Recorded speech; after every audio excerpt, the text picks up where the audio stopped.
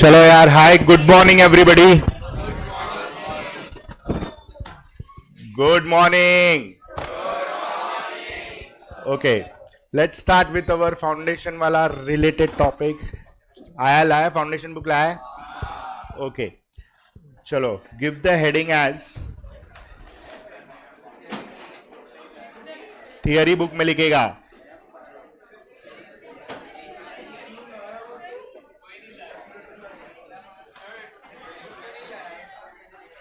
Mathematics of finance. Give the heading mathematics of finance. अरे एक ही तो बुक है फाउंडेशन का. फाउंडेशन का एक ही टेक्स्ट बुक है. दो दिया है क्या? जहां तक मैंने बनाया था एक ही था. दो कैसे हो गया? चले बुका पे हीरो. तू नहीं लाए वो तो तारी बुक आप कौन नहीं लाए? वो जो नहीं लाया वो बाहर जाएगा. चलो यार, listen now, please stop talking. Enough of talking. यार वो पेंसिल देना एक. चलो चेक करो now. Listen, please listen to this carefully. Check करो पहले इंडेक्स वाला पार्ट. सुबह सुबह कौन फोन करता है रे?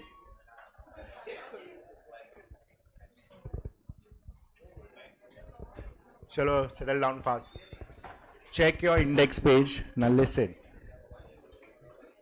सुनो अभी जरा ध्यान से सुनो. Because now we are having only one slot lectures from this week onwards. Okay, so in a week we will have only 2 slots lecture where we complete certain part of 12th and certain part of foundation. This goes on till we complete our portion. So what happens here is, now if you observe our 12th का maths 2, तो हमने commission brokerage कर दिया, insurance annuity कर दिया, index number कर दिया, linear programming problem कर दिया, असाइनमेंट प्रॉब्लम एंड सीक्वेंसिंग कर दिया. मतलब out of 8 topics 5 topics we have covered completely. Is that clear? Now, related to these 5 topics, there are 3 topics which are actually there in for your foundation. So we are starting one part of that today. We complete the whole part and then we move on to the next topic. But it might happen that I might divide the lecture into 2 parts. Before break we do 12th and after break we do foundation. But that depends on what particular topic we are doing, what we are not doing, and what is the topic that you are actually going through.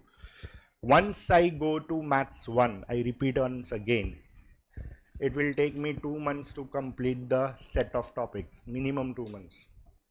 So if I start with maths 1, I will not touch your maths 2 because it is having a continuity in topics. जिसका foundation part इतना ज़्यादा नहीं है उसका tension नहीं है मेरे को. लेकिन once we start with maths 1 का डेरिवेटिव, जिसमें आई थिंक कुछ लोगों का डेरिवेटिव ऑलरेडी हमने 12th में कर दिया था. 12th का derivative we have done. If you want to set again it is okay.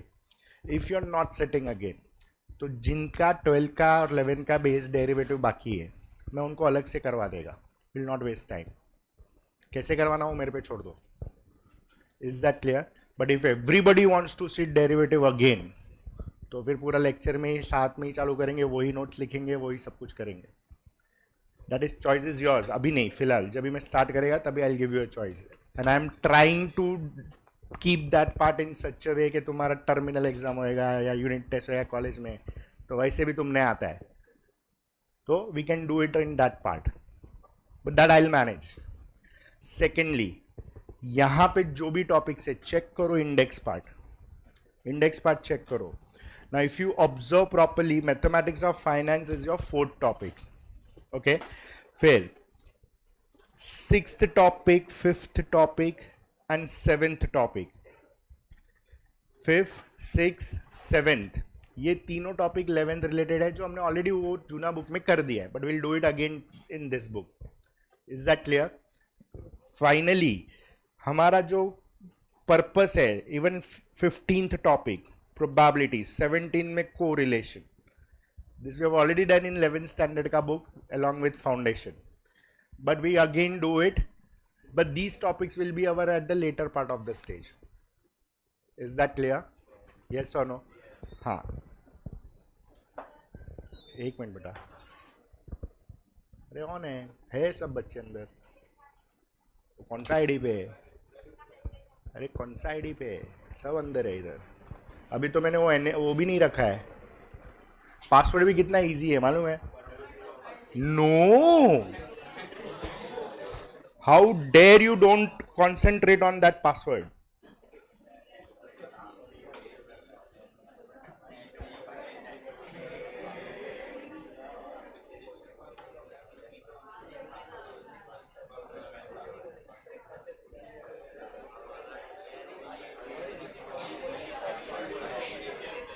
तो बोल ग्रुप में डाला है.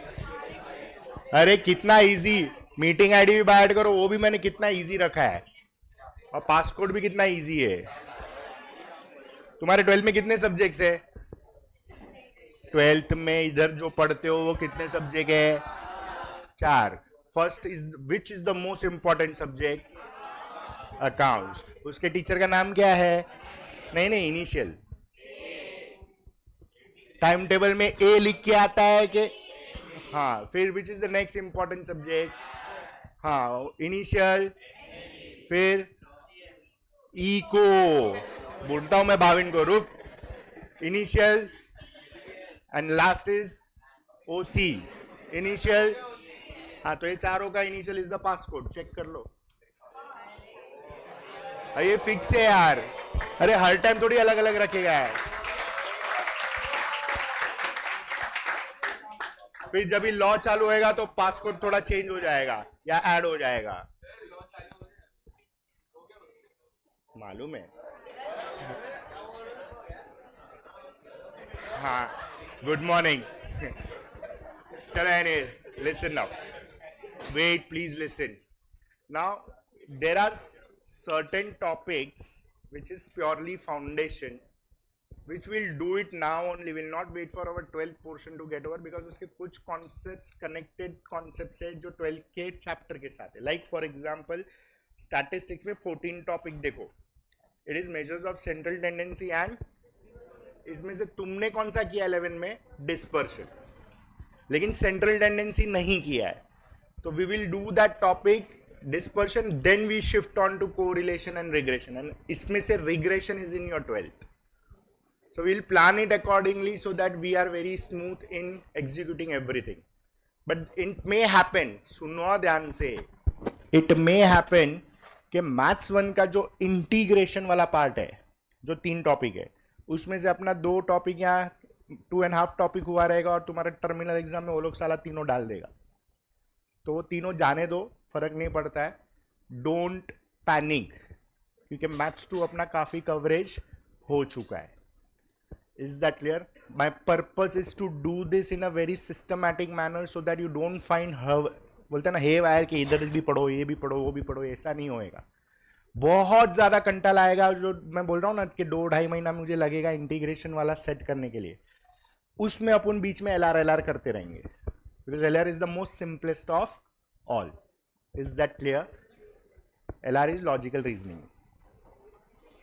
तो मैं बोल रहा हूँ ना कि ब्रेक के पहले ये और ब्रेक के बाद ये, तो LR 1-1 घंटा भी किया ना तो कम से कम 10-12 दिन में LR पूरा हो जाएगा. It doesn't make any difference. So I'm planning it that way. So please be serious now. जितना होता उतना प्रैक्टिस करते रहो. फिलहाल फाउंडेशन के लिए ये बुक ही प्रैक्टिस करेगा, इसके बाहर कुछ नहीं देखेगा. सबके पास मॉड्यूल आ गया है? नहीं, इसलिए मैं कुछ मॉड्यूल का डिस्कशन फिलहाल नहीं लूंगा. Once everybody has module we will see how to do it and what to do it. क्या हो रहा है? अरे इंस्टीट्यूट का मॉड्यूल देता है ना, तुम पैसा भरा है तो बुक तो लेगा ना. बिना बुक के इंस्टीट्यूट में रजिस्टर होएगा? वो लोग भेजता है कुरियर में, डियर शिरीष करके लेटर भी भेजता है. चलो anyways, now listen. Let's focus on this topic now. Mathematics of finance. This topic considers total 4 concepts.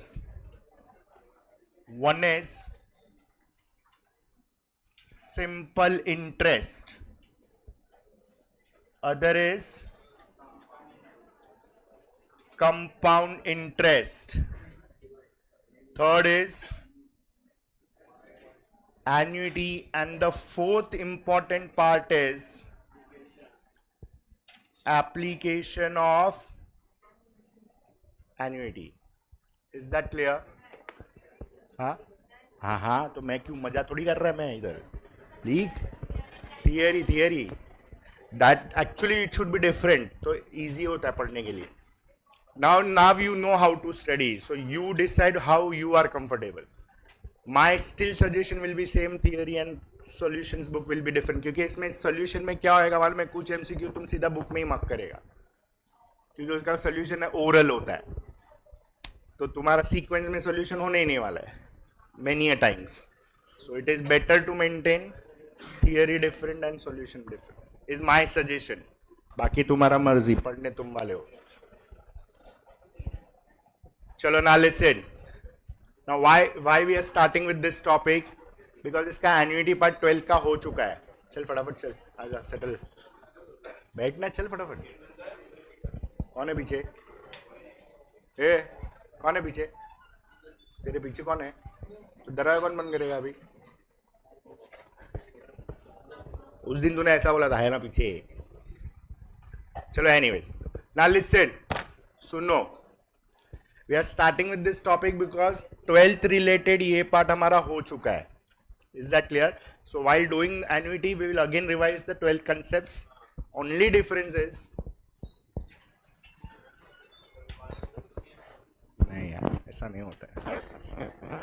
7 बजे यार आज, ठीक है ना, रेगुलर होने दे फिर करेंगे. चलो now annuity रिवाइज हो जाएगा. The only difference is the way we did it in 12th standard या 12th का annuity जो किया, जिसमें ब्रैकेट्स में वैल्यू दिया रहता था, वो सब नहीं देगा. Now we do everything on calci as far as possible. इसका मतलब ये नहीं कि हर एक चीज calci पे होएगा, but we'll learn everything on calci as far as possible. Is that clear? Now this topic is very very important because in every attempt this topic का averaging is 8 to 14 marks. ये topic का average है, ये it is not fix. कभी कभी खाली 5 mark का भी आ सकता है, एवरेजिंग बोल रहा हूं मैं. लेकिन मेजॉरिटी क्वेश्चंस होते हैं ये टॉपिक के, which you can expect for your attempt also. Is that clear?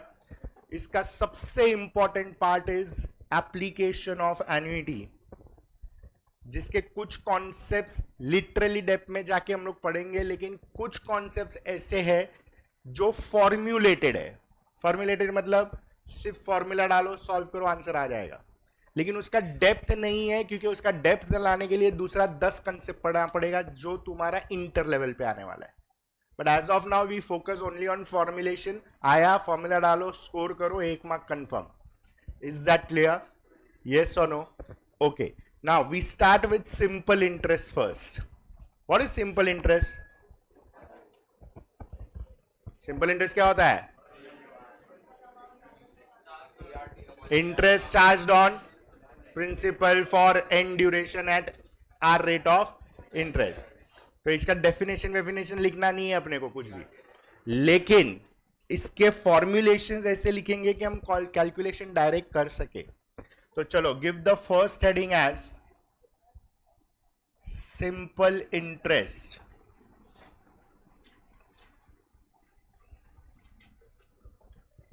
चलो, ये अपना ट्रू डिस्काउंट जैसा है, इफ यू रिमेंबर. चलो, सिंपल इंटरेस्ट का formula, basic formula, correct, PNR upon 100.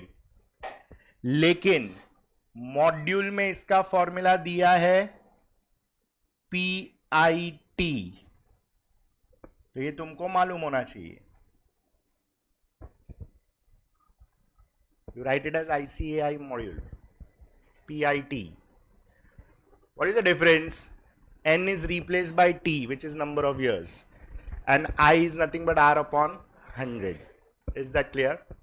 चलो अभी यही फॉर्मूला में से now if I want to use this formula, if I want to find simple interest, what they should give? Principal, number of years, rate of interest. मतलब can I से 1 2 3 4, 4 में से 3 चीज देगा, चौथा फाइंड करना है. हाँ, तो अभी ये दिया रहेगा 4 में से 3 में suppose simple interest is given और प्रिंसिपल फाइंड करना है, तो तुम कैसे करेगा इसको? P is equal to what? SI into 100 upon N into R. तो ये तुम्हारा डायरेक्ट कैलसी पे होना चाहिए, लेकिन वो याद रहना चाहिए.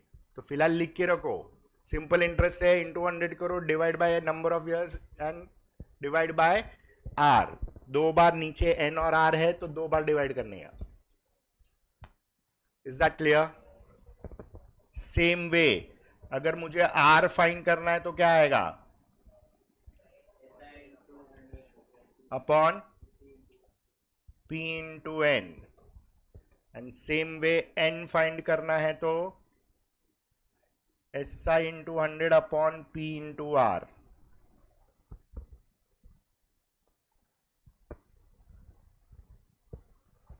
Is this clear?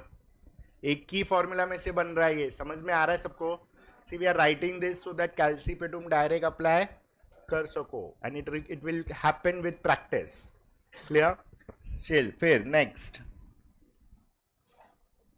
अमाउंट का formula is principal plus, principal common bracket में 1 प्लस NR अपॉन 100. सबसे ज्यादा यूज ये फॉर्मूला होएगा.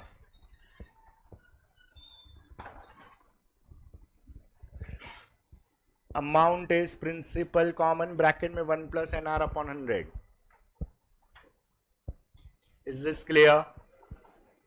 हाँ है ना? अभी इसका रिवर्सिंग ध्यान से चेक करो. How do you reverse this?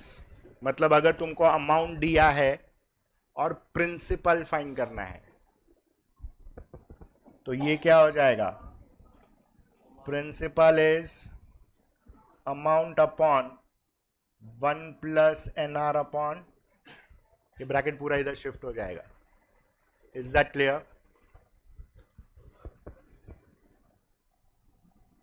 फिर ये समझ में आया? हाँ. अभी अगर मुझे N फाइंड करना है ये फॉर्मूला में, मतलब अमाउंट दिया है, प्रिंसिपल दिया है, R दिया है, N फाइंड करना है, तो सबसे पहले देखो क्या हो रहा है. N इज इक्वल टू आएगा, कैन आई से ये P इधर शिफ्ट होएगा तो ये हो जाएगा A अपॉन P. फिर ये ब्रैकेट में से 1 शिफ्ट होएगा, मतलब ये हो जाएगा -1. करेक्ट? ये पूरा एक ब्रैकेट बनेगा. अभी मुझे N चाहिए तो यहां पे R अपॉन 100 शिफ्ट होएगा, तो this will become 100 upon R. Is that clear? समझ में आया? हाँ है ना? कैलसी पे कैसे होएगा वो एक बार देखेंगे ना तो इसका लॉजिकल कैलसी कैलकुलेशन समझ में आएगा, but we can't write calci here. Is that clear?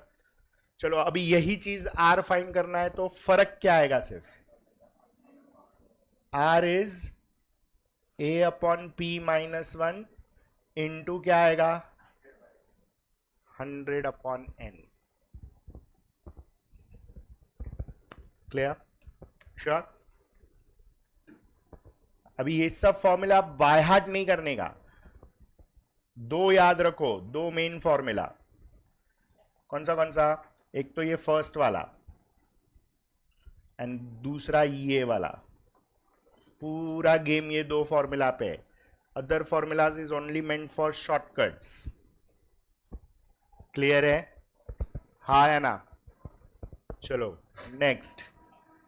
Now we give the second heading as compound interest. ये लिखा ना सब लोग ने?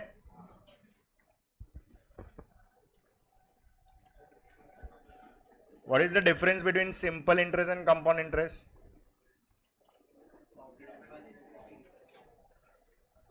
Compound interest is basically interest on interest. मतलब इंटरेस्ट पे भी इंटरेस्ट मिलता है, अक्यूमुलेट होते जाता है. क्लियर? तो विच इज larger, compound या simple?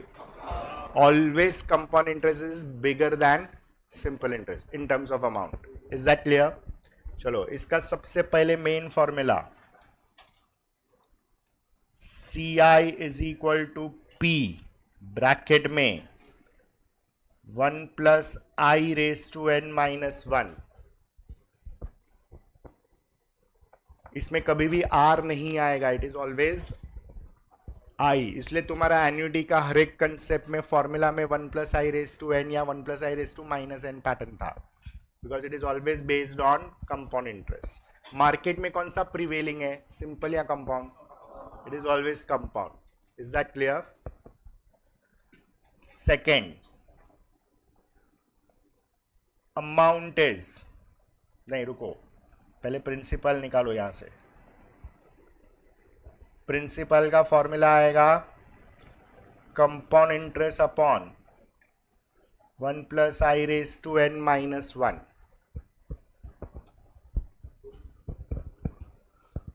Is that clear? अभी इसमें अगर मुझे i और n फाइंड करना है तो इसका अलग से फॉर्मूला ही नहीं आएगा. समझ में आया? क्यों? हम लोग इसमें कैसे करेंगे, हम लोग इसमें ऑप्शन से करेंगे. अगर i और n फाइंड करना है तो ऑप्शन डाल के ट्रायल एंड एरर मेथड करेंगे. क्लियर है? क्योंकि ये रेस टू एन है, रेस टू एन को बाहर कैसे निकालेगा, n इज इक्वल टू कैसे करेगा? तो इट इज नॉट पॉसिबल.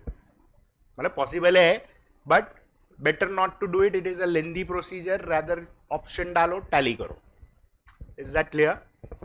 चलो third, amount is principal into 1 plus I raised to n. Amount is principal into 1 plus I raised to n. हाँ, दिस इज अमाउंट का फॉर्मूला. इसमें से तुमको अगर प्रिंसिपल चाहिए तो this will become a upon 1 plus i raise to n. ये दोनों काफी यूज होता है.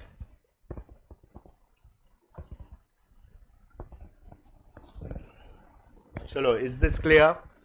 तो इसमें सिर्फ ये 4 फॉर्मुलेशंस इंपॉर्टेंट है, नोट करके लिखो.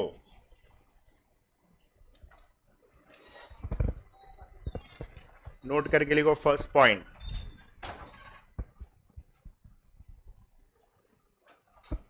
If it is mentioned, if it is mentioned compounded,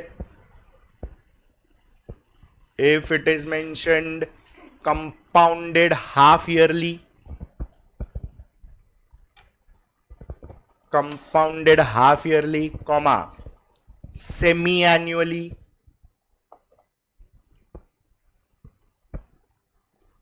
comma by annually,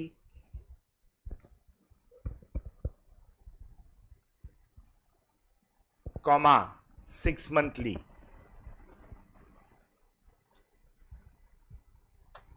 then comma करके लिखो नेक्स्ट लाइन में, डिवाइड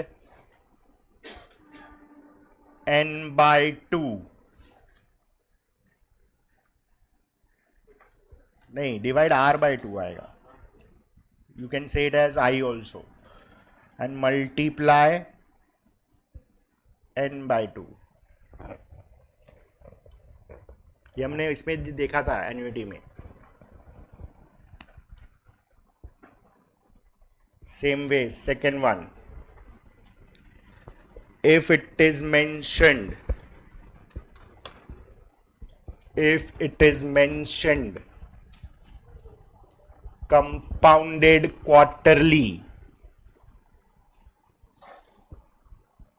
comma 3 monthly,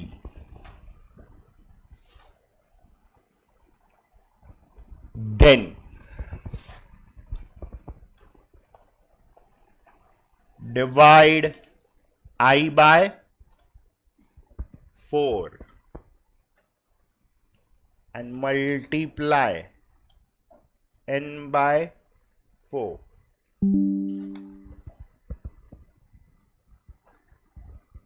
Clear? अभी ये क्वार्टरली में बहुत जन को कंफ्यूजन होता है, जो गलत करके आता है वो है डिवाइड बाय 3 या मल्टीप्लाई बाय 3।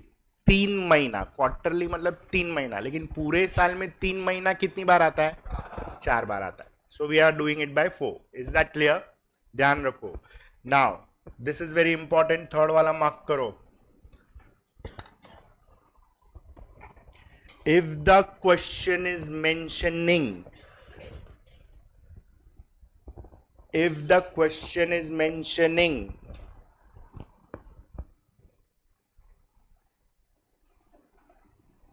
इन्वर्टेड कॉमर्स में लिखो @r%, आर मतलब कोई वैल्यू रहेगा 10%, 5% ऐसा, @r% per annum, @r% per annum SI is inverted commas close। मतलब तुम्हारे क्वेश्चन में ऐसा लाइन रहेगा, तो इसका मतलब है ना, सबको लगता है कि तुमको क्या फाइंड करना है, वो गलत है। The moment they say rate % per annum compounded whatever annually per annum है, मतलब SI दिया है पीछे, तो that means it is mentioning के सिंपल इंटरेस्ट सिस्टम कैलकुलेशन है, और उसके बाद सीधा ईज रहेगा। तो हमको ऐसा लगता है कि हमको सिंपल इंटरेस्ट इज पूछा है, लेकिन वो गलत है। क्वेश्चन ध्यान से पढ़ने का उसके लिए। Is that clear? लिखो it means the system of calculation is, it means the system of calculation is simple interest।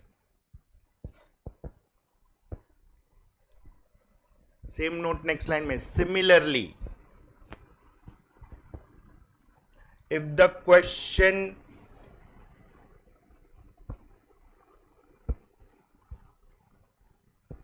is having inverted commas में @r% per annum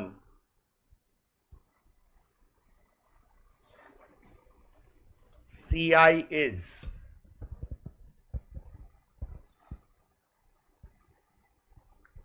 comma, it means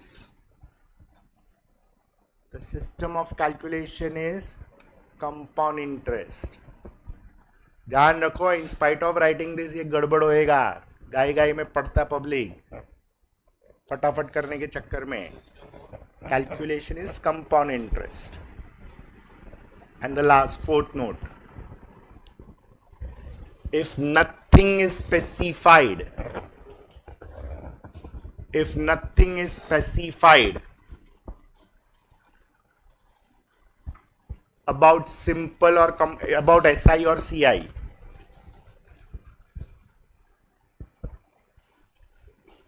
then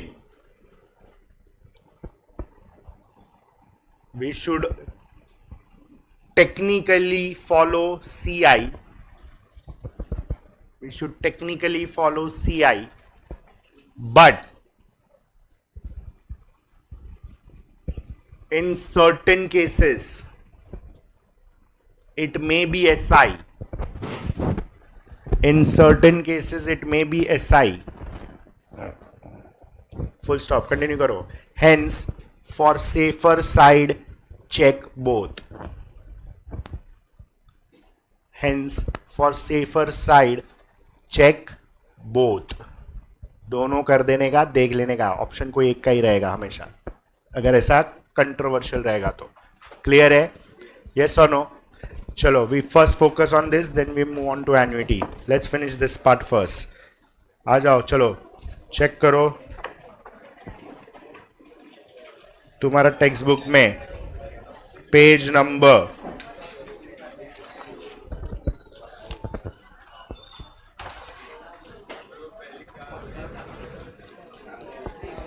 page number 48।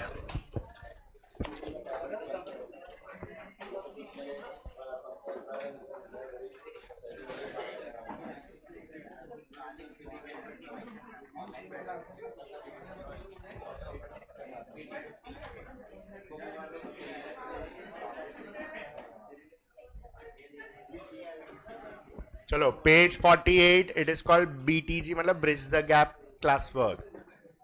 तो फिलहाल हम लोग basic calculations कर रहा है. So do it very carefully.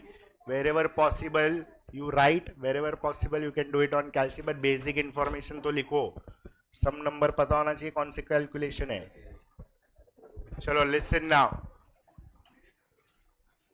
चल मोक्षित पढ़, कुछ मत कर, पढ़.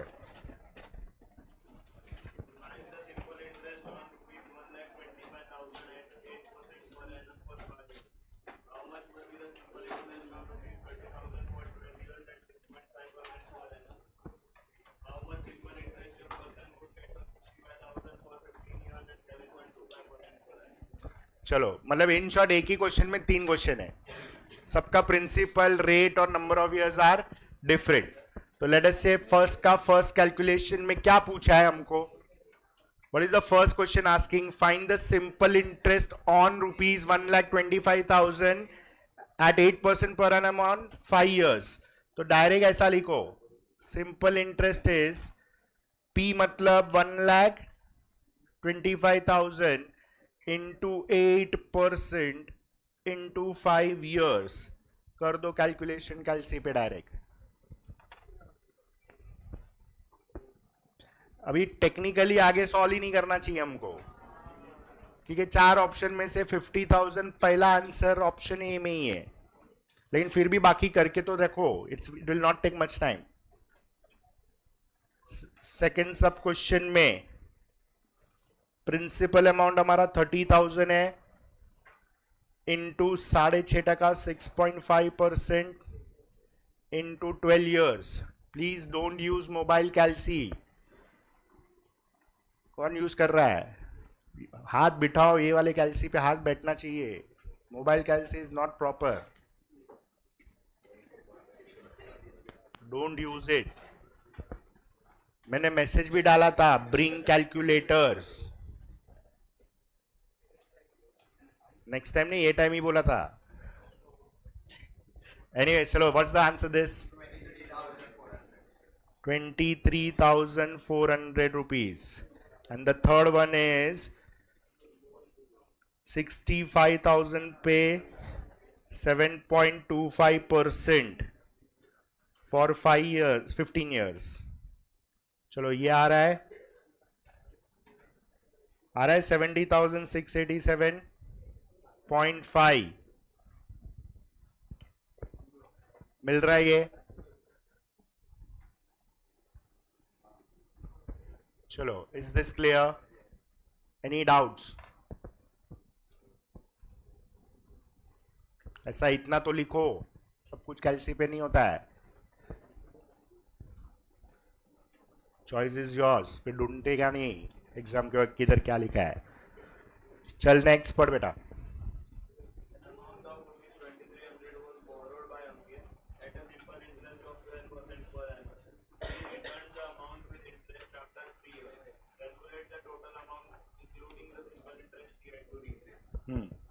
So what is given here? Amount of rupees 2,300 was borrowed. Underline करो, borrowed. हमने इधर 12th में भी देखा था, borrowing, loan, ये सब हमेशा क्या होता है? नो अरे ये borrow किया है ना, कितना अमाउंट borrow किया है? तो वो प्रिंसिपल अमाउंट हो गया ना, उस पे इंटरेस्ट लगेगा. तो borrowing amount, loan amount, principal amount होता है या प्रेजेंट वैल्यू होता है. Is that clear? तो यहां पे वो प्रिंसिपल अमाउंट है 2,300. चलो कितना टका interest? 12% per annum. And for how many years? 3 years. हमको क्या कैलकुलेट करना है? अमाउंट कितना रीपे किया विथ इंटरेस्ट. तो amount is P into bracket में 1 प्लस NR अपॉन 100. तो ये होना चाहिए 2,300 ब्रैकेट में 1 प्लस 12 इंटू 3 अपॉन 100. अब ये कैलसी पे कैसे करेगा?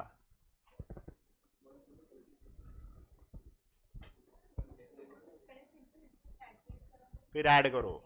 करेक्ट कर सकते हो. That is a easier method. Suppose मेरे को ये डायरेक्ट करना है, फॉर्मूला अगर हमको मालूम है और डायरेक्ट करना है तो कैसे करेंगे? ये वाला कैलकुलेशन कैलसी पे कैसे करेगा?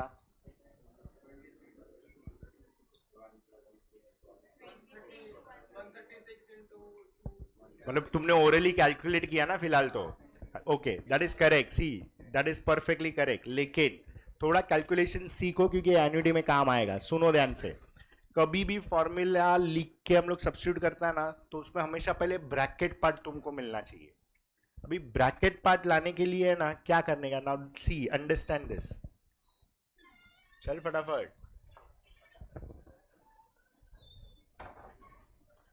कैलसी calculation, now listen, please listen, ये थोड़ा सीखो, ये आएगा काम आगे।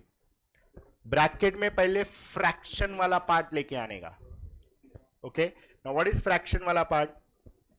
तो 12 इंटू 3 डिवाइड बाय 100, करेक्ट। तो करो कैलसी पे इतना करो, चेक करो, ये 0.36 देखा मिलेगा, हाँ है ना। अभी इसके ये जो फ्रैक्शन है 12 इंटू 3 अपॉन 100, ये सुने समझ पहले इसको, इसका फ्रैक्शन का साइन क्या है? प्लस, तो तुम उसको m प्लस प्रेस करो, m प्लस बटन है तो प्रेस करो, मतलब ये 0.36 तुम्हारा मेमोरी में गया। Is that clear? अभी मतलब इन शॉर्ट तुम्हारा ब्रैकेट का ये फ्रैक्शन आ गया। Is that clear? अभी इसमें तुमको क्या करना है? 1 ऐड करना है, तो +1 नहीं करो, 1 प्रेस करो और फिर वापस उसको m प्लस करो, मतलब ये पूरा ब्रैकेट तुम्हारा मेमोरी में गया। बरोबर है? हाँ या ना? समझ में आया? अच्छा मेरे को बताओ, इसका एक्चुअल आंसर होना चाहिए, ये फ्रैक्शन का आंसर 0.36 है, +1। हाँ, तो अभी तुम MRC बटन प्रेस करो, मतलब जो मेमोरी में ऐड हुआ है उसको रिकॉल कर रहा है, तो स्क्रीन पे 1.36 आया।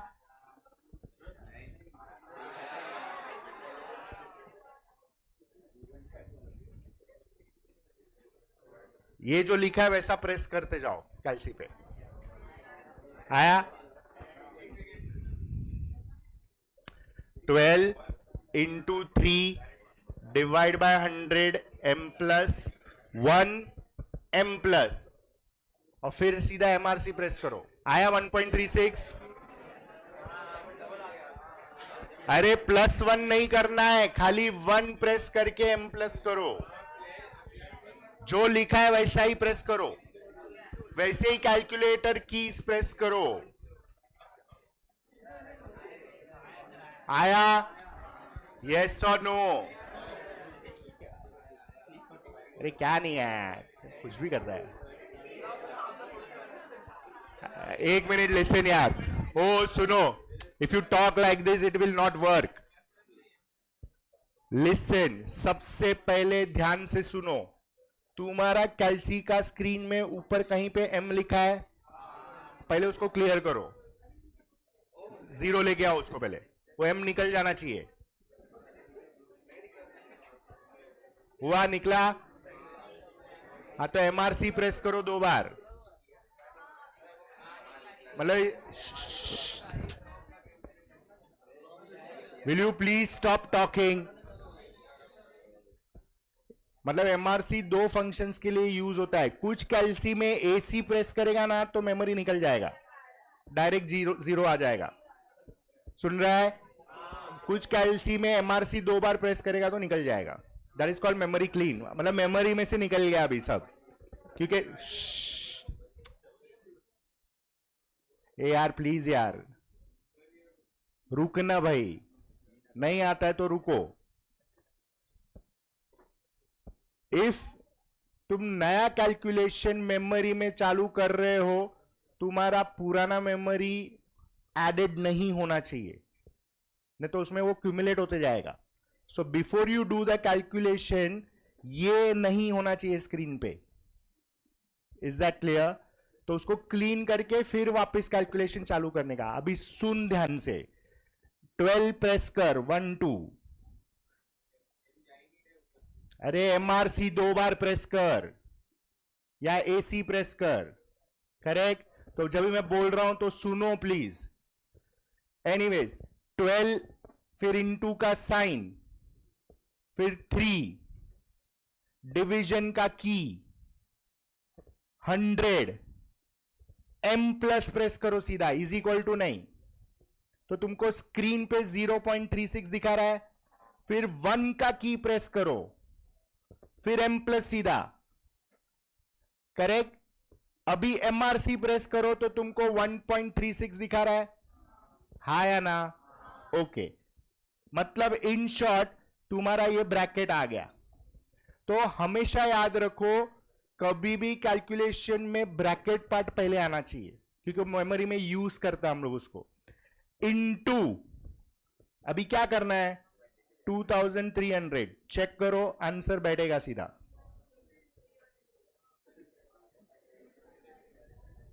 इज इक्वल टू कितना 31.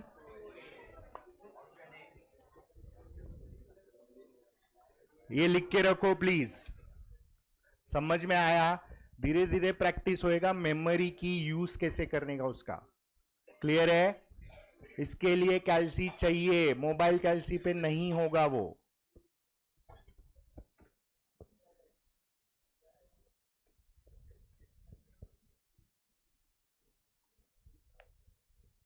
Any doubts in this? समझ में आया how to use the memory functions? और हर सम में ऐसा डायरेक्ट होगा ऐसा जरूरी नहीं है. जिधर डायरेक्ट पॉसिबल है उधर करेंगे. बाकी there are lot of sums जहां पे थोड़ा लिखना पड़ेगा, थोड़ा कैल्सी होएगा, थोड़ा लिखना पड़ेगा, थोड़ा कैल्सी होएगा. क्लियर है? मेमोरी यूज समझ में आया? आई रिपीट वंस अगेन, ये जो m दिख रहा है तुमको स्क्रीन पे, वो निकालने के लिए AC प्रेस करो. कुछ कैल्सी में AC से निकल जाएगा, कुछ कैल्सी में MRC 2 बार प्रेस करो फिर निकलेगा, फिर AC प्रेस करने का. Is that clear? यस और no? That depends on calci to calci. चलो next. That's your question number 3. चल पढ़. खाली इंटरेस्ट कैलकुलेट करना है, लेकिन इसमें पीरियड देखो क्या है. तो now we will write directly. If you want to write simple interest का फॉर्मूला क्या है? बोरोड अमाउंट कितना है? 20,000 at how much rate of interest? 12% per annum, and this is for 8 months, so it is 8 upon 12. Is that clear? So you can do this directly.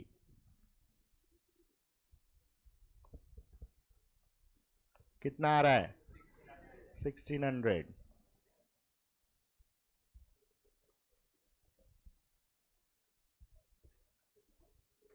ये समझ में आया?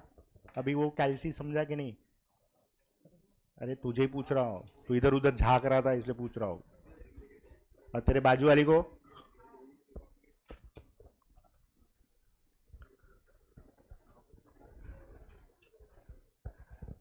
समझा ना पक्का?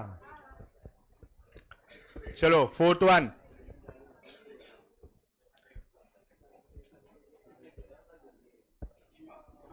चले मोक्षित पढ़. Hey, please stop talking, huh? Eh?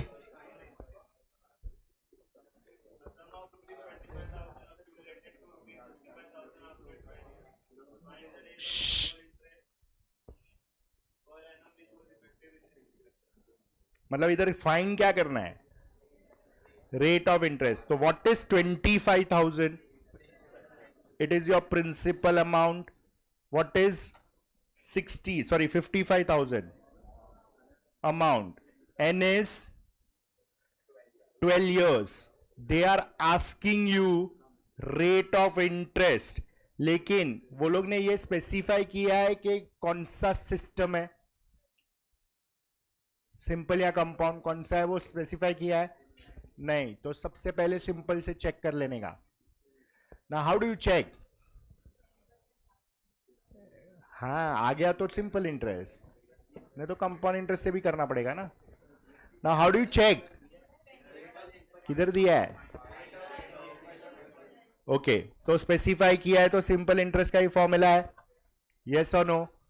Now are find करना है व्हेन ए वाला फॉर्मूला इज गिवन, ए का वैल्यू इज गिवन, तो it is A upon P minus into 100 upon N, मतलब ये होने वाला है 55,000 अपॉन 25,000 माइनस 1 इंटू 100 अपॉन 12।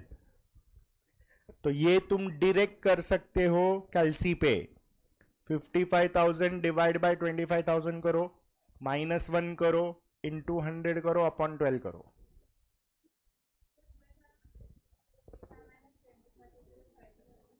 कैसे भी करो, इट्स ओके। मैं जो फॉर्मूलाज है सारे सारे वेराइटी यूज कर रहा हूं। तू क्या कर रही है, तू पहले सिंपल इंट देखो कैसा है, एग्जाम में ना जिसको जो क्लिक होता है वो करने वाला है, but you should know how to do it on calci, that's it. तुम कैसे भी करो, you can calculate first simple interest, फिर पीएनआर वाला फॉर्मूला में डाल के आर फाइंड करो, इट्स ओके। हुआ ये।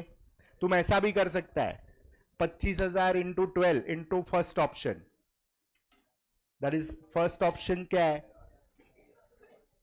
10 इंटू 10%, सिंपल इंटरेस्ट आया 25,000 में ऐड करो, ये आना चाहिए, टैली करता है, कैसे भी करो आंसर आना चाहिए। मैं सिर्फ अलग अलग वेराइटी क्यों सिखा रहा हूं, क्योंकि किधर भी किसी को भी कुछ भी क्लिक हुआ तुमको कैलसी पे आना चाहिए करने को। आ रहा है आंसर, हाउ मच?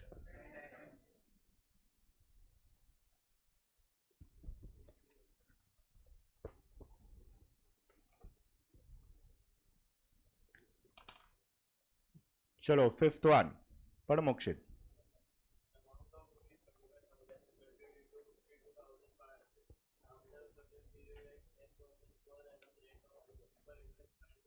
अभी इधर पीरियड फाइंड करना है।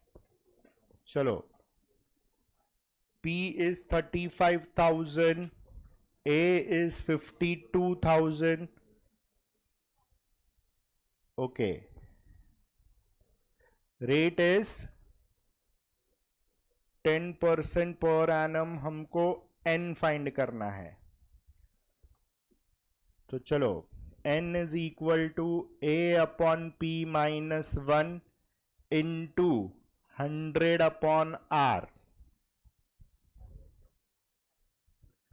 तो देवांशी इधर देख, इधर है ना, तेरे को डायरेक्ट करने को सिंपल इंटरेस्ट से सेम पैटर्न में जमेगा, जो पहले सम में किया तूने सिंपल इंटरेस्ट, फिर आर कैलकुलेट किया, वैसा ही सेम इधर भी कर सकते, इधर एन करना। चलो, so this will become 52,500 upon 35,000 minus 1 into 100 upon 10, n is 5 years, exact आ रहा है, हो रहा है सबका कैलसी पे, करो आराम से, हाथ बैठना चाहिए कैलसी पे बरोबर।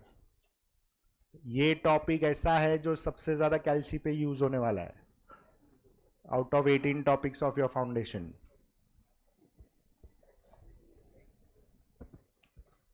चलो सिक्स्थ,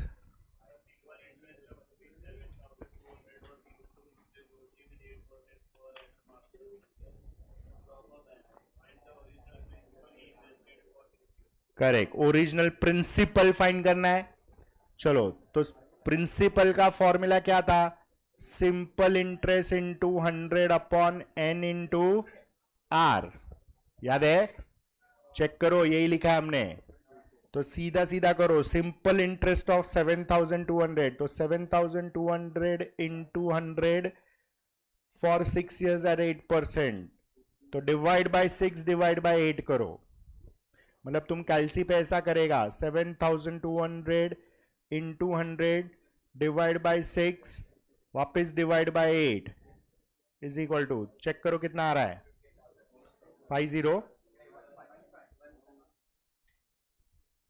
ये कैलसी पे ऐसा करेगा तू, नीचे दो नंबर मल्टीप्लीकेशन में तो 2 बार डिवाइड करने का। Is that clear? कैलसी लाया क्यों यार, रिमाइंडर भी डाला था इसलिए।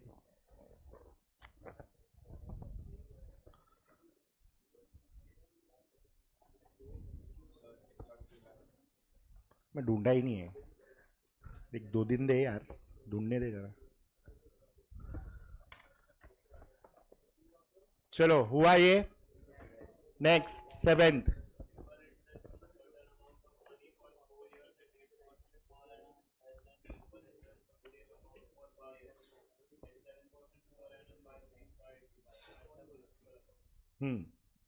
कैसे करेगा ये?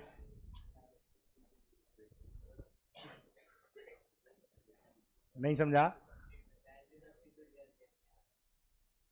मतलब किसमें किया? हाँ,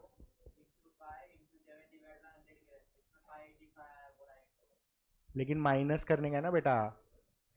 वो क्या बोल रहा है? Simple interest on a certain amount of money for 4 years at 8%। मतलब कैन आई से P इंटू 4 इन, नहीं, PNR इंटू 8% है ना, 8% minus is less than interest on the same amount for 5 years at 7%।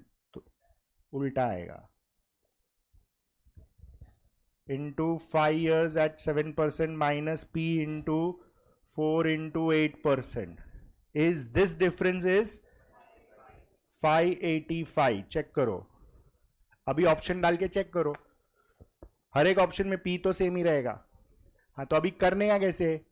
Let us check the first option. What is your first option? 9880। मतलब can I से this value is your P। अभी कैलसी पे कैसे करने का? तो अंडरस्टैंड दिस, पहले ये कैलकुलेशन आना चाहिए, राइट? तो 9880 इंटू 5 इंटू 7%। अभी ये पूरा पार्ट तुम्हारा पॉजिटिव है, इसलिए M प्लस में डाल दो, मतलब ये मेमोरी में गया। अभी 9880 into 4 into 8%, again this will put as M minus. क्यों? क्योंकि ये पूरे पार्ट के आगे साइन कौन सा है? तो ये मेमोरी में किस में जाना चाहिए? माइनस में। अभी MRC प्रेस करो, कितना आ रहा है? 29। मतलब ये डिफरेंस मैच नहीं हुआ ना। हाँ, तो अभी यही पैटर्न अभी सेकेंड ऑप्शन में करो, अभी ऑप्शन वाइज टैली करो। कर सकता है, ये डायरेक्ट कैलसी पे कर रहा हूं, जिसको जैसा इजी लगता है। ये डायरेक्ट कैलसी पे ज्यादा इजी है। आंसर क्या है? 19500। हाँ करो, चेक करो। ए मेमोरी का यूज समझ में आया? यस और नो? M माइनस क्यू किया वो समझा क्या? क्योंकि उसका पूरा पार्ट माइनस में है। चलो D इज 19500 ना।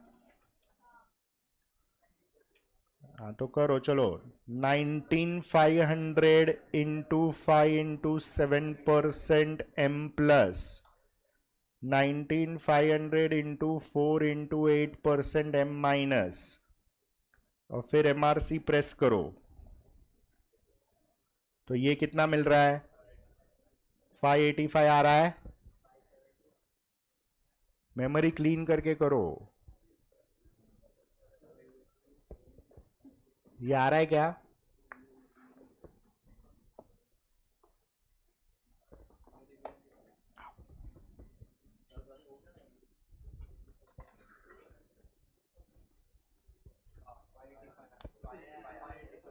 आया, मतलब ये ऑप्शन करेक्ट है, बाकी कोई ऑप्शन में बैठेगा नहीं।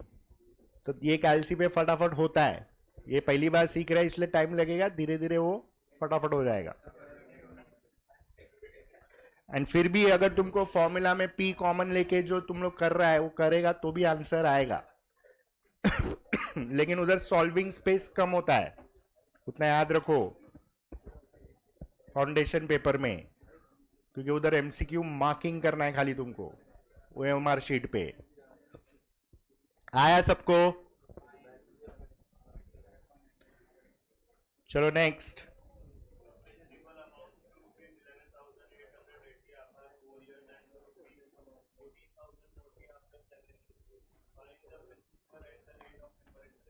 हाँ तो चलो सेम पैटर्न करो, ऑप्शन वाइज ही ज्यादा बेटर है, फटाफट होएगा। बोल क्या रहा है वो?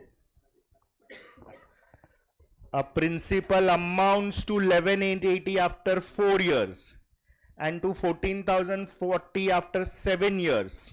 मतलब amount after 4 years it is 11,880 and यही amount after 7 years हो जाता है 14,040। हमको प्रिंसिपल और सिंपल इंटरेस्ट दोनों फाइंड करना है। क्लियर बोला है रेट ऑफ सिंपल इंटरेस्ट। तो ऑप्शन वाइज कैसे करेंगे हम लोग? How do we do option wise? First option क्या है? 7,007%। ये तुम्हारा P और ये तुम्हारा R फर्स्ट ऑप्शन में बोल रहा है। क्लियर है? हाँ तो पहले करने का कैसे? 7,000 इंटू 7% इंटू 4 ईयर्स, मतलब 4 साल का सिंपल इंटरेस्ट मिलेगा। कितना आ रहा है? 1960।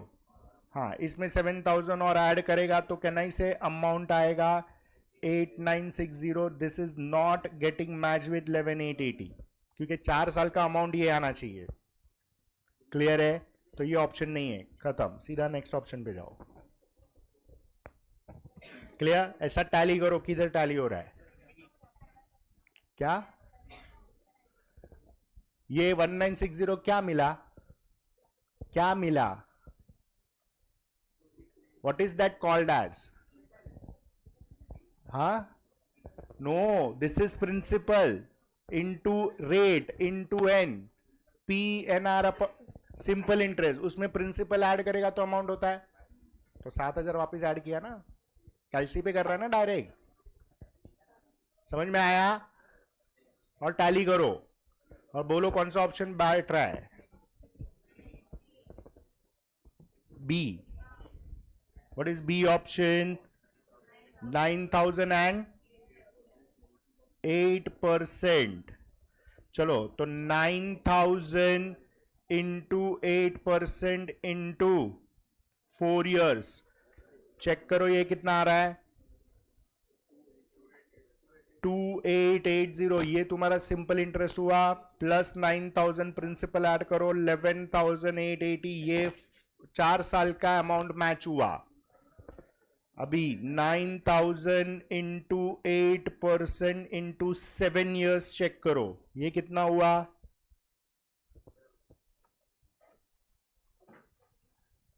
How much is this now? 5,040। ये सिंपल इंटरेस्ट 7 साल का हुआ, उसमें 9,000 प्रिंसिपल ऐड करो तो ये आएगा 14,040 which is your correct amount. तो ये दोनों अमाउंट टैली हो रहा है, इसलिए B option is the correct option. समझ में आया? तो ये सब फॉर्मूला से करेगा ना तो थोड़ा लेंदी हो जाता है, कैलसी पे डायरेक्ट हो जाता है। भले 2-4 ऑप्शन करना पड़ा फिर भी इजीली होता है। क्लियर? करो ध्यान से। चलो हुआ ये सबका? Any doubts? 3.5 है वो, 3.5 ईयर्स। चलो 9th वन। ए पढ़। चलो यार आवाज नहीं चाहिए।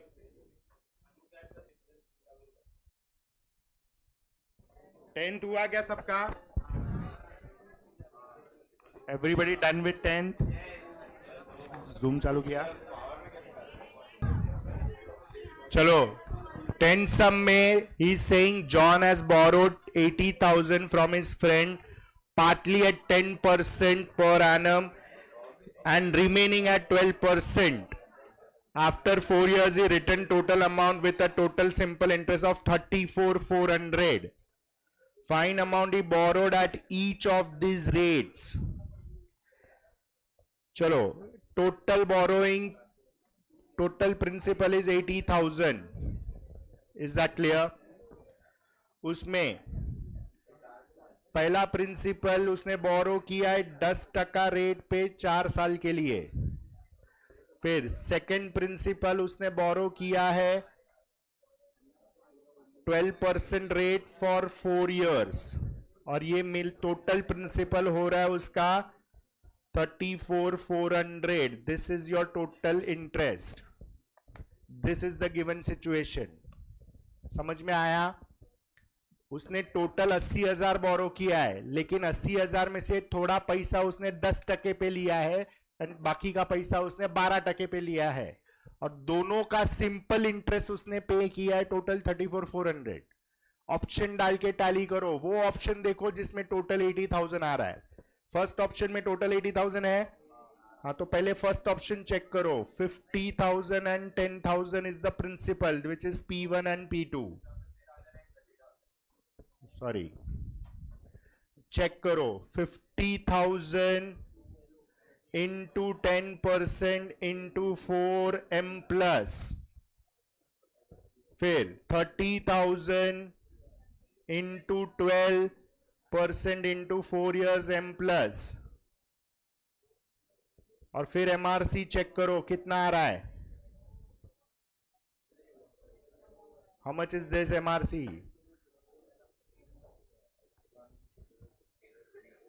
आ रहा है क्या ये आंसर? 34,400 आ रहा है. तो ये ऑप्शन करेक्ट बैठ रहा है. डू इट केयरफुली, ध्यान से. Is this clear? आया आंसर? चलो 11. A is ₹1,000, N is 2 years, R is 5% per annum. मतलब I कितना होएगा? I हो जाएगा 0.05. क्यों? क्योंकि ये देखो कंपाउंड इंटरेस्ट बोला है. 6 है क्या? चलो 6% per annum. This is 0.06 divide by 2 होएगा क्योंकि हाफ ईयरली बोला है. n मल्टीप्लाई बाय 2 होएगा which is 4. Is that clear? Compound interest है. What they are asking, principal amount पूछा है. तो अमाउंट का फॉर्मूला कंपाउंड इंटरेस्ट का है P into 1 plus i raise to n. तो P फाइंड करना है A upon 1 plus i raise to n. 1000 upon 1.03 raise to 4. A now listen. चलो, this is the calculation you have to learn. सुनो ध्यान से. ये कैलसी पे डायरेक्ट कैसे होएगा? सुनेगा अभी सब लोग इधर फोकस रखो, बिकॉज ये एन्युटी में भी काम आएगा. सुनो, ये कैलसी पे डायरेक्ट कैसे होएगा? Please listen to this properly because this is going to help you in annuity वाला कैलकुलेशन ऑल्सो. कहना इससे ये फ्रैक्शन है, तो कभी भी फ्रैक्शन होगा तो कैलसी में सबसे पहले डिनोमिनेटर को बिठाने का हमेशा. That is the rule. Now denominator क्या है? 1.03 4 बार मल्टीप्लाई करना है. तो तुम कैसे करेगा कैलसी पे? 1.03 इंटू 1.03 इंटू ऐसा कर रहा है ना? हाँ या ना? Okay, nothing wrong. ये 4 के बदले 40 होएगा, तभी 40 बार गिनना पॉसिबल. तो इसको करने का कैसे? पहले कैलसी पे देखो कैसे करने का. सुनो, what is the technique, please understand. Calci पे 5 इंटू और इक्वल टू प्रेस करो. तुम्हारा डिस्प्ले में वैल्यू 25 होगा और डिस्प्ले का राइट साइड पे छोटे में नंबर 3 लिखा रहेगा. चेक करो. हाँ या ना? एक मिनट, लिसन। मतलब ये हमने 5 2 बार मल्टीप्लाई किया, अभी वापस इक्वल टू प्रेस करो तो डिस्प्ले में नंबर 125 जाएगा और यहां पे लेफ्ट साइड पे 4 रहेगा। मतलब कितनी बार मल्टीप्लाई हुआ? 5 3 इज इक्वल टू करो तो ये 625 होएगा और डिस्प्ले में नंबर 5 रहेगा। इसका मतलब ये है, लिसन, कभी भी रेस टू करना है ना कैलसी पे, तो it should be into equal to equal to equal to और डिस्प्ले पे ध्यान देने का। अगर मुझे 4 बार मल्टीप्लाई करना है तो डिस्प्ले में नंबर 5 आना चाहिए। 40 बार करना है तो 41 होना चाहिए यहां पे। Is equal to is equal to is equal to is equal to करने का, डिस्प्ले में नंबर याद रखने का, काउंट नहीं करने का। Is that clear? डिस्प्ले में जो भी नंबर आ रहा है रेस टू उसका एक नंबर कम होता है, हाँ या ना? तो अभी कैलसी पे तुम इसको कैसे बिठाएगा? पहले डिनोमिनेटर लेके आओ, मतलब 1.04, ओके, 1.03 इंटू इक्वल टू 2 बार मल्टीप्लाई हुआ, और एक बार इक्वल टू 3 बार, और एक बार इक्वल टू 4 बार, डिस्प्ले में नंबर 5 है। ओके, फिर इसको मेमोरी में डाल दो m प्लस, डिनोमिनेटर मेमोरी में गया, हाँ या ना? अभी न्यूमरेटर लेके आओ, मतलब 1000 डिवाइड बाय MRC, मेमोरी में जो भी है वो नीचे डालो 1000 के, और फिर इज इक्वल टू चेक करो कितना आ रहा है, 88 888.487. So this gives you approximately 888.49. समझ में आया? Yes or no? 1000 फॉर, इधर ध्यान दो प्लीज, लिसन। 1000 न्यूमरेटर है, डिवाइड बाय डिनोमिनेटर होना चाहिए, डिनोमिनेटर किधर है? मेमोरी में है, तो 1000 divide bye memory recall MRC, MRC press करो, फिर इज इक्वल टू, तो तुम्हारा आंसर आ जाएगा। समझ में आया? दिस प्रोसेस इज इंपॉर्टेंट, ध्यान से करो। क्लियर है? मतलब कभी भी कैलसी में पहले डिनोमिनेटर बिठाने का। Clear? Any doubts in this? आया कि नहीं? अरे वापस कर, पहले मेमोरी क्लीन कर और वापस कर। ये लिखा है मैंने कैलसी पे इधर, डिवाइड,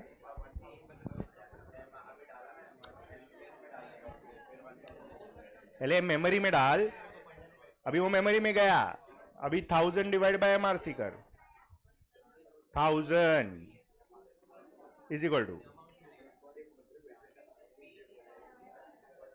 तूने 1000 डाला ही नहीं, 1 ही डाला तूने।